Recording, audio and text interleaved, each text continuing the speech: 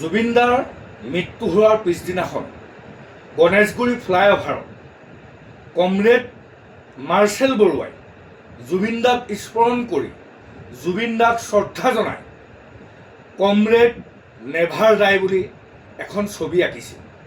আজি এই হিমন্ত বিশ্ব শৰ্মা চৰকাৰখনে এই ফেচিষ্ট নৈৰাজ্যবাদী বিজেপি চৰকাৰখনে কমৰেড মাৰ্চেল বৰুৱাই আমাৰ সকলোৰে হিয়াৰ আমঠু অসমীয়া জাতিৰ স্পন্দন জুবিনদাৰ ফটোখন মোহাৰি পেলোৱা হ'ল, জুবিনদাৰ ফটোখন মচি পেলোৱা হ'ল।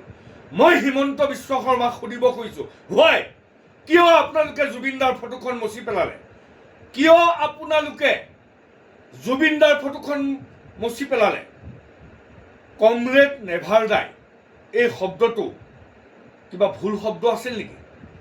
বিজেপি এই ফেচিষ্ট এই নৈৰাজ্যবাদী চৰকাৰখনে আমাৰ সকলোৰে অসমীয়া জাতিৰ প্ৰাণৰো প্ৰাণৰ আমাৰ মৰমৰ শিল্পী জুবিনদাক ফটো আজি মচি যি ধৰণে অসমৰ প্ৰতিজন অসমীয়া মানুহক অসমত বসবাস কৰা প্ৰতিটো জাতি জনগোষ্ঠীৰ মানুহক অন্তৰত যি আঘাত দিছে, আমি তীব্ৰ ভাষাৰে হিমন্ত বিশ্ব শৰ্মা নৈৰাজ্যবাদী ফেচিবাদী এই বিজেপি RSS চৰকাৰখনক তীব্ৰ ভাষাৰে গৰিহণা দিছোঁ।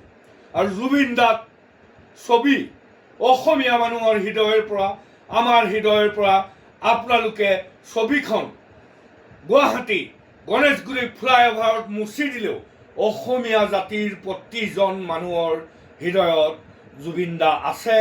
আপোনালোকে ছবিখন মচি দি অসমীয়া জাতিৰ অসমীয়া মানুহৰ হৃদয়ৰ পৰা জুবিনদাক আঁতৰাই নিব নোৱাৰে।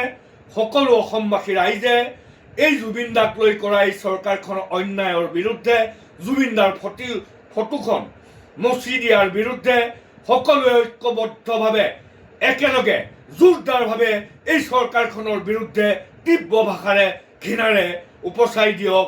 জয় জুবিনদা, জাষ্টিছ ফৰ জুবিন গাৰ্গ, জয় আই অসম।